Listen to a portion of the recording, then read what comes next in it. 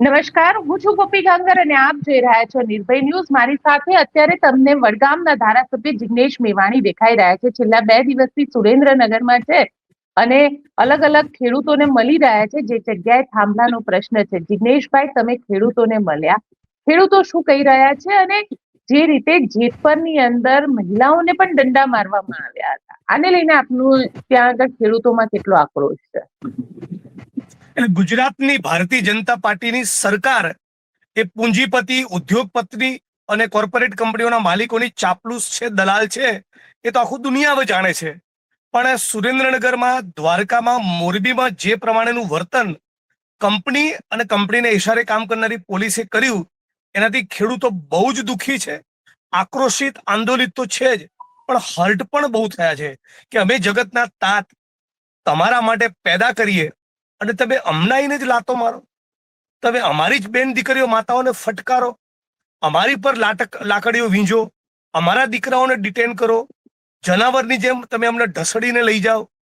આ પ્રમાણેની જે બદતમીઝી, જે પ્રમાણેની વર્તણૂક રહી છે, એનાથી ખેડૂતોમાં બહુ જ આક્રોશ છે. સાપકડા ગામ મોરબીનું, એમાં ગઈકાલ સાંજે મિટિંગ કરી તો ત્યાં એક વિધવા બેન હતા, એમના હસબન્ડ આર્મીમાં હતા. આર્મીના જવાનની વિધવાને રીતસર ધમકી આપે છે અને ટણીના ટોનમાં પોલીસ કહે છે તારે જ્યાં જવું ત્યાં, જ્યાં તારે દિલ્હી જવું તો દિલ્હી જાય, બાકી થાંભલા તો લાગશે જ. એ જ પ્રમાણે 26 વર્ષના યુવાનને કીધું ભાઈ કેટલી ઉંમર થી તારી? પેલો કે 26 વર્ષ. 26 જ જીવવું છે કે લાંબુ જીવવું છે તારે? એટલે ઇનડાયરેક્ટલી તને પતાવી દઈશ એવી ધમકી આપે છે. એટલે આ પ્રમાણેના વર્તનની અપેક્ષા નહોતી અને જાણે પોલીસ એક કંપનીઓની એજન્ટ બની ગઈ હોય. ભાજપની એજન્ટ તો છે જ, હવે કંપનીઓની દલાલી પર ઉતરી આવી હોય એ પ્રમાણેનું વર્તન હતું. બીજું, ખેડૂતોનું એક સુરે એમ પણ કેવું હતું કે વીજળીની લાઈન આવે કે થાંભલો લાગે એનો વિરોધ નથી, થાંભલો જે જગ્યામાં લગાવવાનો છે એના સિવાયની અમારી જગ્યા પણ ભોગવે છે અને એનું વળતર આપવા માંગતા નથી.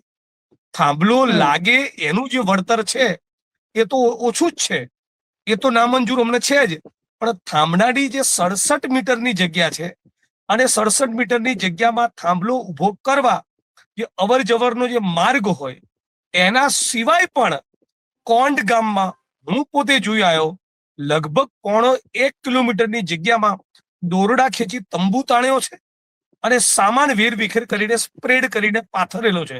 તો મારા ઘરમાં તમે આવીને સામાન પાથરીને જતા રહો એટલે મારું ખેતર તમારા બાપની જાગીર છે? આવો સવાલ તો ખેડૂત અને ખેડૂત સંગઠનો પૂછે કે નહીં, આટલી વાત છે.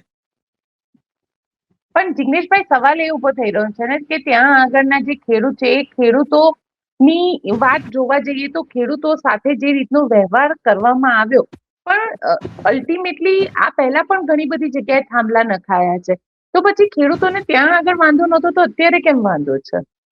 અહીંયા થાંભલા નાખવાની જે જગ્યા છે એના સિવાય એમની ખેતીને બરબાદ કરી રહ્યા છે.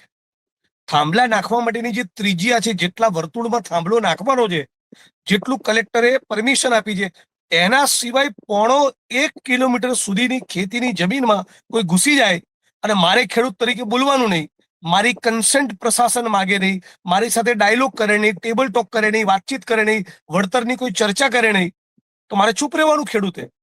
અનુપરથી પોલીસને આગળ ધરીને એક 2-5 વીઘાના ખેડૂતમાં 8, 10, 15, 20, 25, 50 ખેડૂત અને સામે 1500 પોલીસને તમે ખડકી દો, આ કઈ રીતે ચાલે? આ તો ગાંધી અને સરદારનું ગુજરાત ના હોઈ શકે.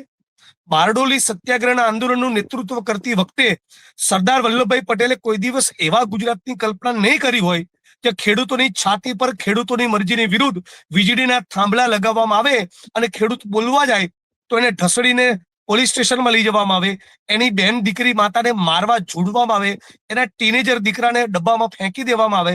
આવી કલ્પના તો સરદાર વલ્લભભાઈ પટેલે કોઈ દિવસ નહીં કરી હોય. એટલે આ વર્તણૂકનો વિરોધ છે, વળતરનો વિરોધ છે. યોગ્ય વળતર, યોગ્ય વર્તણૂક, તો વીજળીના થાંભલા નાખવા દઈશું. બાકી 1111 ટ્રેક્ટરો સાથે એક જ ધૂન 15 જૂન ગાંધીનગરમાં ઇન્કલાબ કરવા ખેડૂતો આવી રહ્યા છે.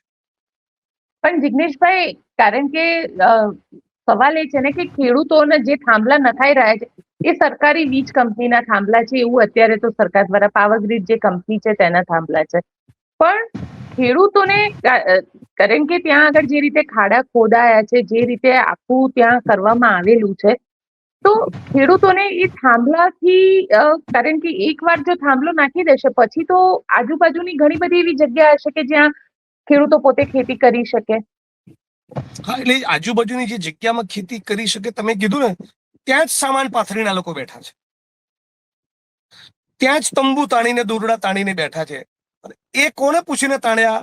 આનો જવાબ ને મામલતદાર જોડે છે, ને પ્રાંત અધિકારી જોડે છે, ને કલેક્ટર જોડે છે, ને એસપી જોડે છે, ને કંપની જોડે છે.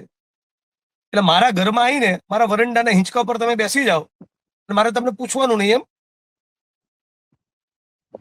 આ કઈ રીતે ચાલે?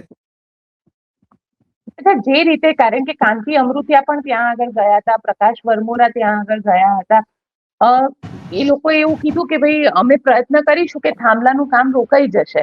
તમને લાગે છે કે ભાજપના નેતા ત્યાં ગયા અને પોતે મંત્રી ત્યાં આગળ ગયા, ભાજપના 13 ધારાસભ્યો, સંસદ સભ્યોએ પત્રો લખ્યા છે કે ગુજરાતના બ્યુરોક્રેટ્સ, અધિકારીઓ અમારી વાત માનતા નથી, બેફામ દારૂ ડ્રગ્સ આવી રહ્યો છે, અમને સાંભળતા નથી, અમને ગણગારતા નથી. આવા 13 પત્રો ભાજપના ધારાસભ્યો, સંસદ સભ્યોના છે.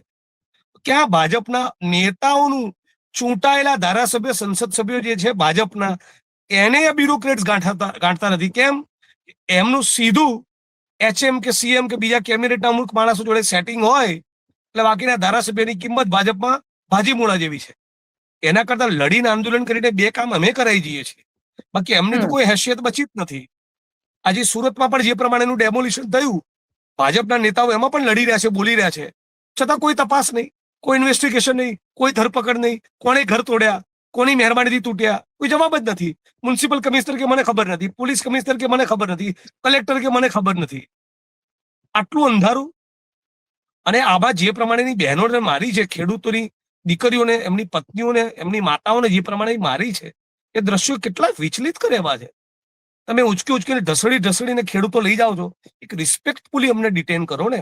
ડિટેન કરવા જ હોય, ડિટેન કરવા પડે એમ હોય, પ્રિવેન્ટિવ એક્શન એટલે કે અટકાયતી પગલા ભરવાની ફરજ પડે એમ હોય, તો એમાં પણ તમારી કંડક્ટને ઠીક રાખો ને. તમે જગતના તાત ખેડૂતોને ડિટેન કરી રહ્યા છો, તમે કોઈ આરોપીને ડિટેન નથી કરી રહ્યા, એની કોઈ તમીજ જ નથી. તમને લાગે છે સિસ્ટમ જેવું જ નથી રહ્યું? આખી ગુજરાતમાં આખું જે ગવર્નન્સ કહેવાય, જેને સિસ્ટમ કહેવાય, કોલેપ્સ થઈ ગઈ છે. 150 સીટોનો ઘમંડ. ફરી તાલુકા પંચાયત, જિલ્લા પંચાયત, નગરપાલિકા, મહાનગરપાલિકા ભાજપની બની, ફરી એમને ફાટવા ચડ્યો છે, ફરી એમને ચરબી કૂદી રહી છે. હમણાં ચૂંટણી નજીક છે નહીં, નાખો થાંભલા. ખેડૂતોને હિન્દુ મુસ્લિમ કરીને કન્ફ્યુઝ કરીશું, દારૂ વેચીશું, પૈસા આપીશું, આ પ્રમાણેના ધંધા કરીને ચૂંટણી જીતીશું, એવું ભાજપના મનમાં રાઈ ભરાઈ ગઈ છે. પણ હું એવું માનું છું, હવે ગુજરાતમાં અને દેશમાં એક જબરદસ્ત ક્રાંતિ થવાની છે. હવે આખું ગુજરાત અને દેશ એક સુરે બોલતું થયું છે કે આમની ટણી બહુ વધી ગઈ છે. આ ભાજપના લોકોની દાદાગીરી, તાનાશાહી, હિટલરશાહી બહુ વધી ગઈ છે. આખું ગુજરાત આવું ધીરે ધીરે ધીરે બોલી રહ્યું છે. એટલે નીચેથી બરાબર ગુસ્સો પેન્ટઅપ થયો છે, આગ વધી રહી છે હૃદયમાં, ઉપરથી બુચ ટાઈટ કર્યું છે, એટલે આ એક્સપ્લોડ થવાનું છે. કોઈક એક મોટી ક્રાંતિ ગુજરાતમાં અને દેશમાં થશે, મને એવા લક્ષણો દેખાઈ રહ્યા છે. પણ જિગ્નેશભાઈ, સવાલ એ છે ને કે આ એ જ જનતા છે જે જનતા વોટ આપે છે. દર વખતે આવું કંઈક થાય એટલે પછી ગાળો આપવાની ને પછી વોટ તો આ જ જનતા આપે છે ને. વિપક્ષ તરીકે અમારે લડવાનું, મીડિયા તરીકે તમારે બતાવવાનું, અને ફરી પાછા કમળના જઈને બટન દબાવે છે. એની કિંમત ખેડૂતો અને આખું ગુજરાત ભોગવી રહ્યું છે.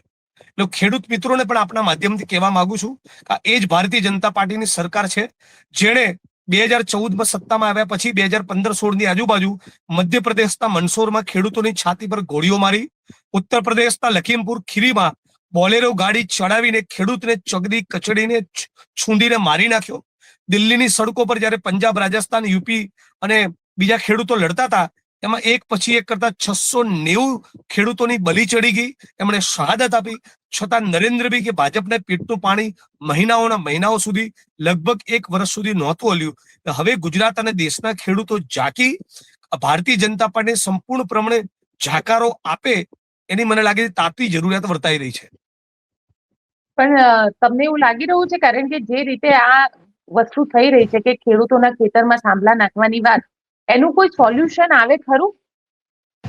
ખેડૂતો અને આપણે બધા સાથે મળીને આ મુદ્દો ઉજાગર કરતા રહીએ, લડતા રહીએ, સતત આપણા પ્રયત્નો જારી રહે, તો એટલીસ્ટ વળતરની રકમ તેમને વધારે મળે.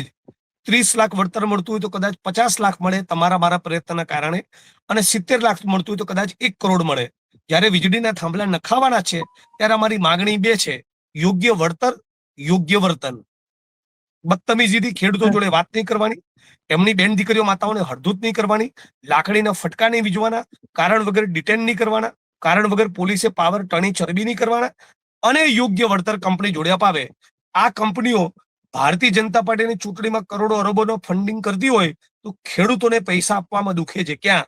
અને ગુજરાતની ભાજપ સરકાર, ગુજરાતના નાયબ મુખ્યમંત્રી અને મુખ્યમંત્રી પોતે સામે ચાલીને કંપનીને કેમ નથી કહેતા એટલે આપો ને, તમે કરોડો કમાવાના છે, આપો ખેડૂતોને. તમને શું વાંધો છે? તમને કરોડો નથી કમાવાના? ગુજરાતની સરકાર તમને જગ્યા નથી કરી આપતી, ખેડૂતો તમને જગ્યા નથી કરી આપતા, થાંભલા તમે નાખીને કરોડો કમાવાના છે, તો એની ચપટીક રકમ ખેડૂતોના ગજવામાં જવા દો. આવું ગુજરાતની સરકારે પોતે કહેવું જોઈએ. તમને એવું લાગે છે કે સરકાર પણ આની અંદર, કારણ કે અત્યાર સુધી જીતુ વાઘાણીએ 3 પ્રેસ કોન્ફરન્સ કરી, સળંગ 3 દિવસ અલગ અલગ વિષય ઉપર, અને વિષય ખેડૂતને જ હોય અને ખેડૂતને લઈને મહત્વપૂર્ણ જાહેરાત, પણ થાંભલાની વાત, પણ વીજળીના થાંભલાની વાત નહીં કરે, વળતરની વાત નહીં કરે, પોલીસના વર્તનની વાત નહીં કરે, દ્વારકાની વાત નહીં કરે, કોંઠની વાત નહીં કરે, સાપકડા મોરબીની વાત નહીં કરે, બહેનોને ઢસડી એની વાત નહીં કરે, બીજું બધું જ બોલ બચ્ચનગીરી કરશે, બીજી બધી જ ફાંકા ફોજદારી કરશે. પણ કંપનીઓની સામે બોલવાનું આવે ત્યારે બકરી ડબ્બામાં, માખ તેલમાં પડી જાય છે, ત્યાં બોલી શકતા નથી. એટલે હું એક જ આપણા માધ્યમથી મારી વાતને પૂરી કરતા પહેલા કહું છું, એક જગ્યાએ જવું છે. સમગ્ર ગુજરાતના ખેડૂતો જ્યાં સુધી આ વિડીયો તમારો પહોંચે, ગોપીબેનની મારી વાત પહોંચે, પ્લીઝ જાતિ ધર્મનું કુંડાળું તોડી 1 જ ધૂન 15 જૂન આવો ગાંધીનગરમાં મોટો ઇન્કલાબ કરીએ. 1111 ખેડૂતોનો, ટ્રેક્ટરોનો અમારો ટાર્ગેટ છે. તમે એમાં ઉમેરણ કરી વધુ મોટી સંખ્યામાં તમે જોડાઓ અને સાથે મળી આ ખેડૂતોના અવાજને બુલંદ કરીએ. કેમ કે એ જ ખેડૂત છે, એ જ જગતનો તાત છે, જેના પરસેવાથી પેદા થયેલો બાજરો તમે, ગોપીબેન, હું, આખું ગુજરાત અને આખો દેશ ખાઈએ છીએ. જિગ્નેશભાઈ, છેલ્લો સવાલ પૂછી લો, તમને લાગે છે ખેડૂતો આવશે? આવશે, મોટી સંખ્યામાં આવશે. જે પ્રમાણે આંદોલિત છે, જે પ્રમાણે આક્રોશિત છે, જે પ્રમાણે એમાં નારાજગી અને રોષ છે, જે પ્રમાણે હર્ટ થયા છે, જે પ્રમાણે અમારી મહેનત, અમારી જેને કહેવાય કે અમે છેલ્લા કેટલાક દિવસથી ફરી રહ્યા છે, લોક સંપર્ક કરી રહ્યા છે, ગામે ગામ જઈ રહ્યા છે 45 ડિગ્રીની ગરમીમાં, મને લાગે છે રિસ્પોન્સ સારો છે અને લોકો આવશે, મોટી સંખ્યામાં આવશે. કારણ કે છેલ્લે તો પોલીસનું નામ આવે એટલે બધા જ બેસી જતા હોય છે.